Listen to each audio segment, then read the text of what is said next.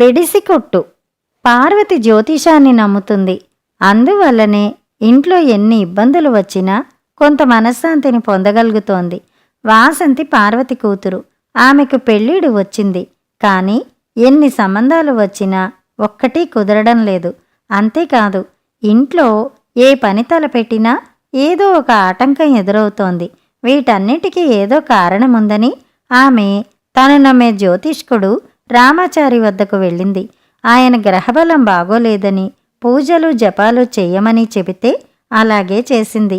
పార్వతి మనసులో అశాంతికి ఇంకో కారణముంది. ఎదుటివారు పచ్చగా ఉంటే ఆమె ఓర్వలేదు. తన చుట్టూ ఉన్నవారిలో అందరికంటే తనదే పైచేయిగా ఉండాలని ఆమె కోరిక. ఇలా ఉండగా పార్వతి ఇంట్లో అద్దెకుండే సుగుణమ్మ ఇల్లు ఖాళీ చేసి పొరుగురు వెళ్ళిపోయింది. మళ్ళీ ఆ ఇంట్లో ఇంకెవరూ అద్దెకు రాలేదు. పార్వతి భర్త వ్యాపారం పనులని ఇంటి పట్టున ఉండడు. అందుకని మాట సాయానికైనా మనిషి తోడుంటుందని ఆమె నీలమ్మ అనే పేదరాలిని ఆ వాటాలో ఉండనిచ్చింది. అందుకు అద్దె తక్కువైనా ఒప్పుకుంది. నీలమ్మ వినయంగా అణిగిమణిగి ఉండేది. అంచేత పార్వతికి ఆమె నచ్చాలి. కానీ నీలమ్మ కూతురు లక్ష్మి కుందనం బొమ్మలా ఉంటుంది. ఆమె వాసంతి ఈడుదే గాని అందంలో చురుకుతనంలో వాసంతి ఆమె కాలి గోటికి పోలదు. ఇది పార్వతికి బాధగా ఉండేది. తనకంటే అన్ని విధాలా తక్కువైన నీలమ్మ కూతురు పెళ్లి తన కూతురి పెళ్లి కంటే ముందైపోతుందన్న భయంతో బెంగతో పార్వతికి ఒక్కోసారి కంటి నిండా కొనుకు కూడా పట్టేది కాదు. పార్వతి భయపడినంత అవనే అయింది. చలపతి అనే కుర్రాడు లక్ష్మి అందాన్ని చూసి మోజుపడి ఆమెను పెళ్లి చేసుకుంటానన్నాడు. నెల తిరక్కుండా పెళ్లి జరిగిపోవాలని. అతడంటే నీలమ్మ కొంత వ్యవధి కావాలంది. చలపతి నవ్వి, వ్యవధి దేనికి? నా పెళ్లికి కట్నం తీసుకోను. మీరు ఖర్చు చేస్తే ఒప్పుకోను. దేవుడి ముందు దండలు మార్చుకుంటాం అంతే. మీరు తొందరగా ముహూర్తం పెట్టించి కబురు పంపండి. పెళ్లి కాగానే మేమిద్దరం 1 ఏడాది పాటు ఉద్యోగరీత్యా విదేశం వెళ్లవలసి ఉంది. నెల రోజుల్లోగా ముహూర్తం దొరక్కపోతే నేను ఒక్కడినే విదేశం వెళ్లాల్సి ఉంటుంది. ఆ తర్వాత ఎవరి మనసులు ఎలా ఉంటాయో మారతాయో ఏం తెలుస్తుంది అన్నాడు. అతడు వెళ్ళిపోయాక నీలమ్మ పార్వతిని కలుసుకుని విషయం చెప్పి రామాచారి చేత మంచి ముహూర్తం పెట్టించమన్నది. పార్వతి రామాచారి వద్దకు వెడితే ఆయన వధూవరుల జాతకాలు పరిశీలించి 10 రోజుల్లోనే అద్భుతమైన ముహూర్తం ఉంది అన్నాడు.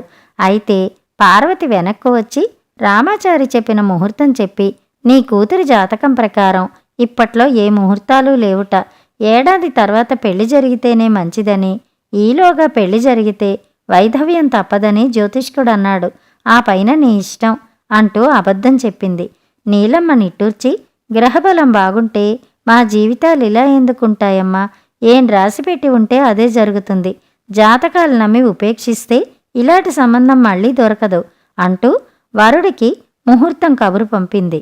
ఆ తర్వాత లక్ష్మికి పెళ్లి జరిగి భర్తతో వెళ్ళిపోయింది. కూతురు పెళ్లి చేసింది గాని ఎలాంటి కబురు వినాల్సి వస్తుందోనని నీలమ్మకు బెంగగా ఉండేది. ప్రతిరోజు ఆమెకు పీడకళ్ళు వచ్చేవి. వాటిని ఆమె పార్వతికి చెప్పుకునేది. కూతురి పెళ్ళైనా ఆమె ప్రశాంతంగా లేదని పార్వతి ఎంతో సంబరపడేది. ఇలా ఉండగా వాసంతికి చక్కని సంబంధం వచ్చింది. వరుడు అందగాడు. వరుడి తరఫు వారు సంస్కారవంతులు. ముహూర్తం పెట్టి కబురు పంపించమని వాళ్లు వెళ్ళాక పార్వతి వధూవరుల జాతకాలు తీసుకుని జ్యోతిష్కుడి వద్దకు వెడితే ఆయన వాటిని పరిశీలించి, అమ్మా, ఈ సంబంధం మర్చిపో. ఈ పెళ్లి జరిగితే ఏడాదిలోగా నీ కూతురు విధవ అవుతుంది అన్నాడు. పార్వతి తెల్లబోయి, వరుడి తరఫు వారు జాతకాలు సరిపోయాయన్నారు. తమరు ఇలాగంటున్నారు. ఎక్కడో ఏదో లోపముంది. తమరు శ్రద్ధగా పరిశీలించి ఉపశాంతి చెప్పగలరు అంది. జ్యోతిష్కుడు శ్రద్ధగా జాతకాలు పరిశీలించి, నువ్వు చెప్పింది నిజం. జాతకాలు బాగా కుదిరాయి. కానీ ఎక్కడో బెడిసి కొడుతోంది. కారణం నాకు దొరకడం లేదు. నువ్వే బాగా ఆలోచించు. రేపు మళ్ళీ రా, మరోసారి ఆలోచిద్దాం అన్నాడు. బెడిసి కొడుతోందనగానే పార్వతికి నీలమ్మ గుర్తుకొచ్చింది. ఆమె వెంటనే ఇంటికి వెళ్ళి నీలమ్మను కలిసి, రామాచారి గారిని కలిశాను.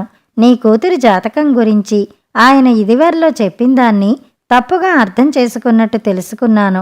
నీ కూతురు సకల సౌభాగ్యాలతో దీర్ఘ సుమంగళిగా వర్ధిల్లుతుందట అని చెప్పింది. ఈ మాటలకు నీలమ్మ బ్రహ్మానందపడి ఆ రాత్రి సుఖంగా నిద్రపోయింది. మర్నాడు ఉదయం రామాచారి స్వయంగా పార్వతి ఇంటికి వచ్చి, నిన్నేమైందో తెలియటం లేదు, ఈరోజు ఎలా లెక్క వేసినా నెల రోజుల్లో ఈ దంపతులకు మెరికల్లాంటి 4 ముహూర్తాలున్నాయి అన్నాడు. వాసంతి పెళ్లి వైభవంగా జరిగింది. ఆ తర్వాత నుంచి పార్వతి ఎన్నడూ ఇతరులను దుఃఖపెట్టి సంతోషించాలనుకోలేదు. కథ సమాప్తం. కథ కంచికి, మనం ఇంటికి.